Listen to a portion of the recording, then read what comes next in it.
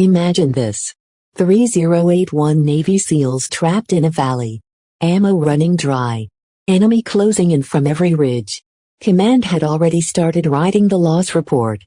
But in that moment, when every rule set stand down, one young pilot refused to accept defeat. Today's story is about Captain Delaney Thomas, a 26-year-old A-10 pilot they said was too emotional, too untested. Yet, when the valley turned into a tomb, she drew a new line on the map and brought every single man home alive. Before we dive in, tell me in the comments, where are you watching from? I love seeing our Army family spread across the world. 381 Navy SEALs were trapped in a valley that had turned into a kill box. Helicopters couldn't get in. F-16s couldn't shoot danger close. Command quietly began to draft the loss report. One person refused to accept it. Captain Delaney Thomas, age 26, A-10, Thunderbolt II pilot, Irish-born and too emotional, according to the men who kept her on logistics duty. She was small beside her Warthog, but she knew the airframe better than anyone on base.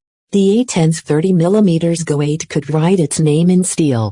In the right hands, it could thread a needle at 50 meters. They said she didn't have the hands. At 6:30 in the morning, the flight line baked under Afghan sun. Major Sanderson told her again, she wasn't flying. Formation work with the new kids. I need steady leadership. Translation, not you. Delaney swallowed the burn, nodded, and kept working. She'd already spent months doing what nobody asked. Night sims, terrain studies, ballistic tables, memorized cold, posto basics for radio sanity checks, and manual backup map in case the targeting pod died. She'd mapped valleys and ridge lines and circled boxes where air support doctrine simply failed. No one wanted her analysis. She kept studying anyway. In a briefing, she asked a single question. What if this movement isn't prep, but a trap designed to isolate us where air can't help? Track equipment, Captain, came the answer. So, she did. And at night, she ran the same scenario again and again in a locked simulator she'd quietly taught herself to access. Friendly surrounded, missiles in the hills, danger close all around. She practiced killing the SAMs without breaking off the run. Practiced laying a scalpel of 30mm between friendly strobes and hostile muzzle flashes 47 iterations, each tighter than the last. At 1:47 in the afternoon, the base siren cut through routine in the ops center. Screens filled with a Kringle-style valley she knew by heart. Radio SEAL Team 7 and Detachments 381 total surrounded by 800 fighters. 2 confirmed SAM sites. Enemy on 3 Regia lines. Friendlies in a natural bowl. F-16s were 15 to 25 minutes out. Their rules. No shots within 100 meters of friendly strobes. The SEALs had enemies at 50. Sanderson asked for options. The room offered doctrine. Delaney offered the A-10. Denied, said Sanderson. We're not risking an untested pilot. A comms tech cut in. SEALs report 30 minutes of ammo left. Time ended a debate. Doctrine didn't. Delaney stepped out, counted 30 seconds in the hall, and did the math. 10 minutes from locker to wheels up. 12 to the valley. That left a knife-edge window. She wrote on a line postscript to the letter she'd kept for months. If you're reading this, I acted because 381 Americans were dying while paperwork argued with itself. Then she suited up. Aircraft 297 was already fueled and armed. Full drum of 30mm Mavericks rockets. She moved like muscle memory set to fast forward.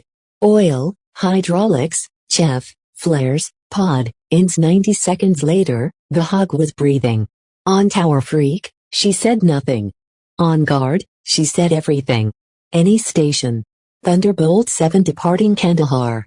Inbound Kringle 381 Americans about to be overrun. Breaking rules to save them. Wheels up at 2:23 in the afternoon. Radio from the valley was going ragged. The SEAL Ground Force commander Trident Actual kept it tight, but the cadence betrayed the count. Magazines running dry. F-16 lead checked in. Visual on target area. Unable to engage within 100 meters to danger close. Delaney keyed up. Trident Actual Thunderbolt 7. Mark your position. IR. I'll work your edge. Silence then hope.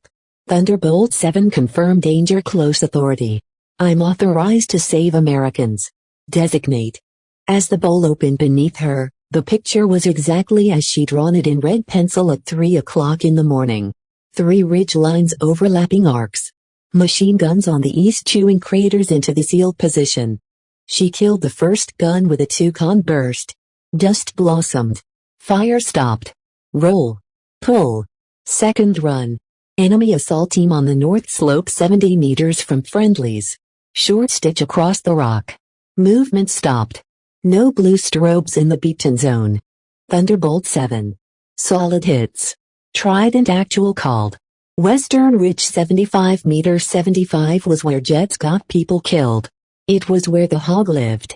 She broke left into a steep slice, lined reticle just below a rock lip, and pressed a half-second burst that printed a straight line of tungsten between friendly strobes and hostile muzzle flashes.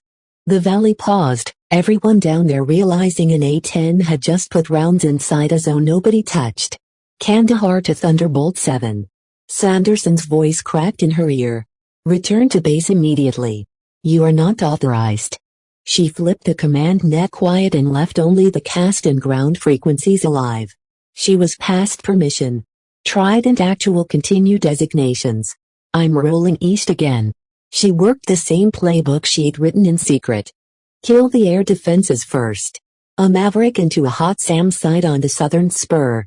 Then terrain mask behind a ridge to break the other site's lock. Open a lane. Stitch the ridge-line positions that anchored the crossfires. Not the ones that look meanest on the scope. Keep the gun short. Half-second taps. No hero strings. Let the dust hide friendlies. Let the sound collapse the assault's morale. Talk the ground, Trident. Push 3 teams west under my fire. Stay below the rock lip. I'm walking rounds uphill ahead of you. Within minutes, the radio cadence shifted. Less panic, more verbs. Moving. Set. Next bound. In the op center, radar tracked a single A-10 carving armored Z's in a valley of red icons. F-16 lead came up on base net observing A-10 placing rounds inside 25 meters of friendlies. Either suicidal or surgical. So far, surgical. Sealcoms fed into the room. Thunderbolt 7. That was the gun pinning her east. Clear to move. Copy. Shift north. I'll take the crest in 3, 2, gun. People who've mocked Delaney went very quiet. Hayes from the Inspector General's office reminded Sanderson what the book required. Morrison pointed at the map and said what the moment required. She's the only asset that can do this. Support her or write the eulogy. Sanderson hesitated at the edge of career and conscience. Delaney's third pass erased the second SAM with a pop-up Maverick from behind terrain. Now helicopters could start thinking. Not yet. First the exit cut. She talked Trident actual onto a seam she'd seen in satellite photos months ago. A shallow fold on the west ridge. No one would pick from overhead unless they'd walked the topo lines by hand. Thunderbolt 7. That fold is real. We can move in it. Do it. I'll rake the high points 50 meters ahead of you. 30mm thudded like a giant zipper closing across stone. Enemy fire stuttered then stopped. The SEALs bounded. For the first time all day, blue icons moved. An enemy element tried to roll the corridor from above 50 then 40 meters. Delaney flattened the dive, brought Pipper low and pulsed a 3/4 second burst that shaved the ridge like a carpenter's plane chips of rock. Then stillness. Good effect. Trident actual said breathless but steady. We're at the mouth. 2 more positions on the far lip. Mark with spark, she said. A bright IR winked and she split it by a body length. No friendlies hit. The corridor held. By the time the F-16s could legally help on the outer rings, Delaney had already decapitated the inner ones. Helicopters spun up. A dust trail of ground QRF snaked toward the pickup. The valley changed from last stand to organized breakout in under 15 minutes. Back at the base, Sanderson finally chose. He opened the support floodgates, tankers, Deckenlichten, full ISR picture to Delaney's net and a medevac plan key to her corridor. Thunderbolt 7. A new voice said, calm, authoritative. Kandahar has you on primary. We're with you. Delaney didn't answer on the command net. She didn't have to. The only voices she needed were the ones on the ground. Trident Actual continue the push. I'm staying on your shoulder. The corridor existed barely. A carved zipper of silence through a mountain shouting war. Delaney stayed welded to Trident Actual's shoulder, turning the valley into a sequence of micro-battles she could win in seconds. A pickup truck on team crested higher, eye too thin for a Maverick, too fleeting for rockets. She dipped, let the pipper kiss the hood and tapped. The truck folded, the gunner vanished in dust. West High is cold, she called. Move on the east spur. An RPG team tried to get clever with offsets. She beat the shot by instinct. Flare half-second stitch across the muzzle flash. Offset shooter neutralized. The SEALs advanced by bounds. 3 teams at a time, then 4, then all of them flowing like water, finding gravity's line. Every bound Delaney put 30 millimeters exactly where it made the next 10 seconds survivable. Thunderbolt 7. We're at the LZ fold. Trident Actual said, voice steadier now. 2 positions still raking us. Paint 1. An IR win. 1 pulse of gun and the ridge exhaled. Paint 2. The second wink. She shaved it off the mountain. LZ is workable. Trident Actual confirmed. Request rotors. Rotors inbound. Base finally offered on Castnet. Now committed. Chalks. 3 minutes was a lifetime. If the ridge woke up again, Delaney made sure it didn't. The first Chinook surfed its own brown out into the fold. Delaney pushed out to the rim, hunting anything with line of sight into the LZ.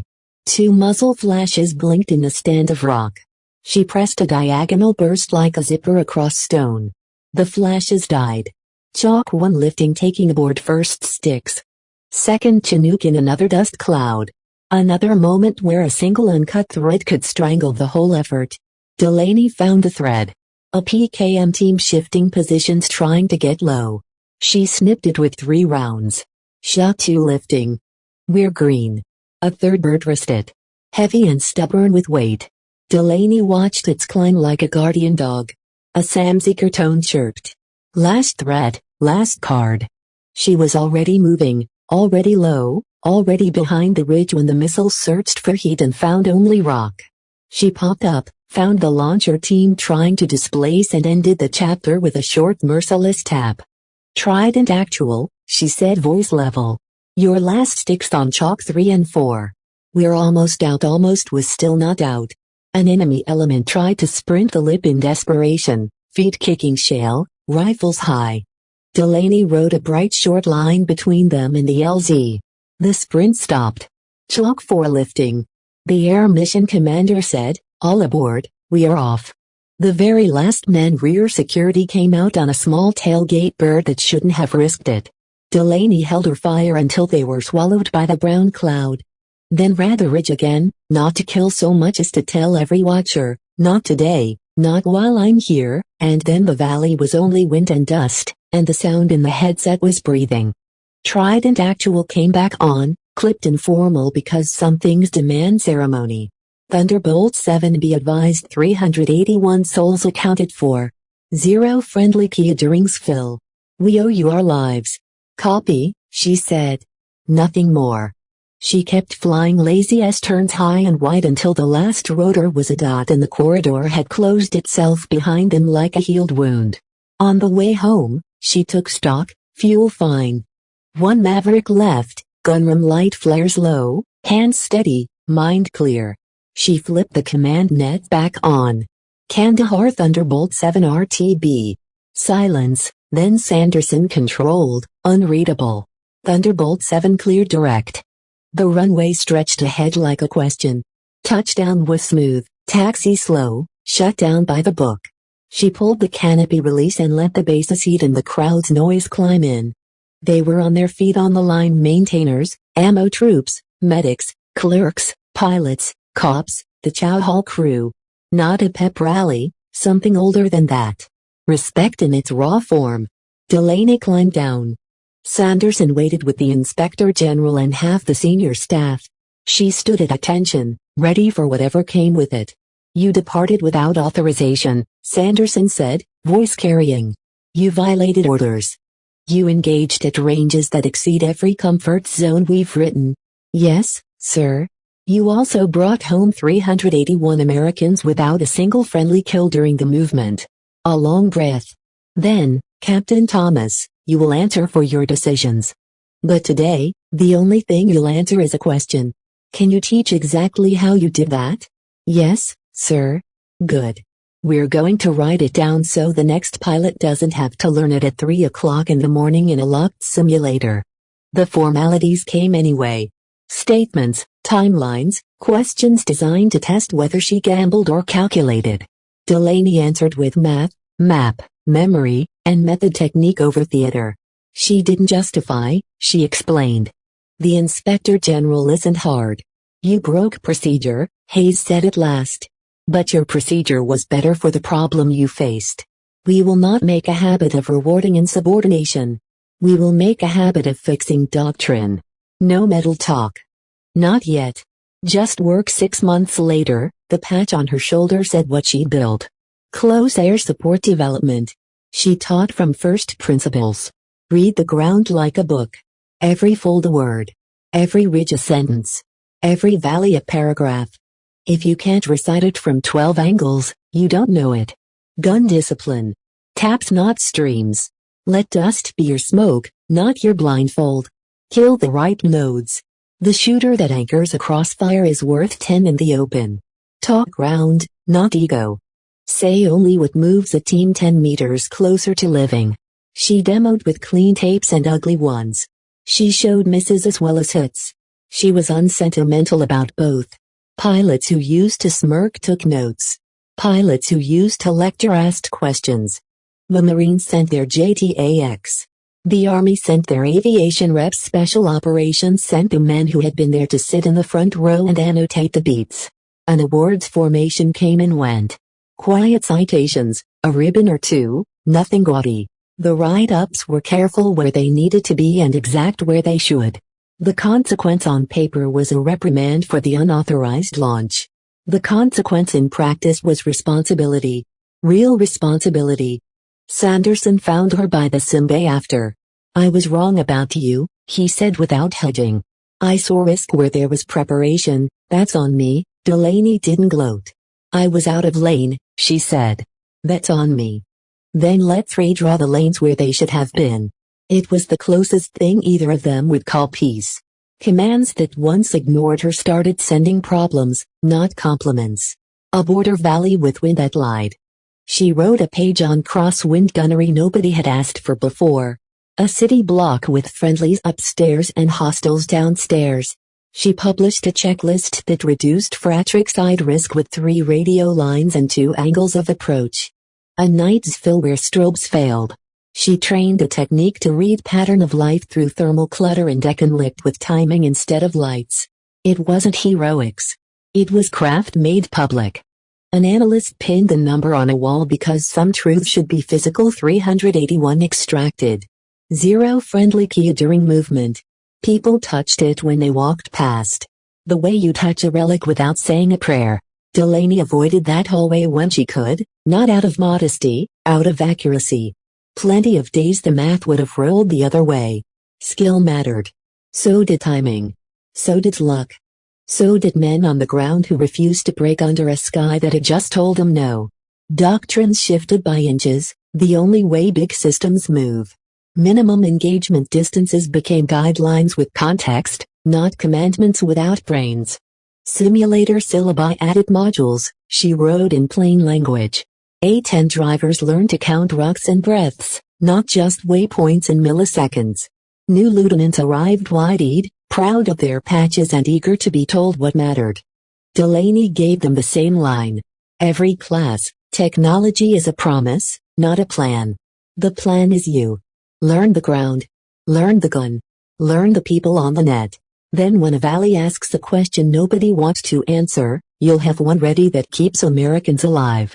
When she walked the flight line, she still ran her hand along titanium like it was a living thing. She still checked bolts. She still wrote notes in margins no one else would read. Some mornings, a letter on her desk had no return address. Inside, a coin, a patch, or a single sentence from someone who had been there. You showed up. She kept those in a plain box. She never opened it on days she flew. One evening much later, she taxied back after another training hop and cut the engines. The line crew chief, grease on his sleeve, sun etched into his grin, looked up and said what needed saying once and never again. Mom, it's good to know if we ever get pinned bad.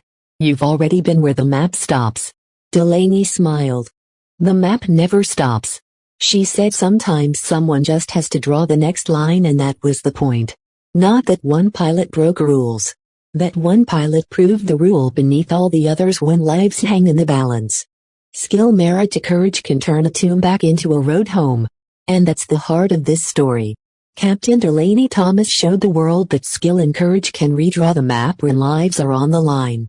381 Americans went home because one pilot refused to quit. If this story moved you, salute in the comments below. Don't forget to subscribe for more true military stories of valor and sacrifice. Until next time, stay strong, stay proud, and never forget those who serve.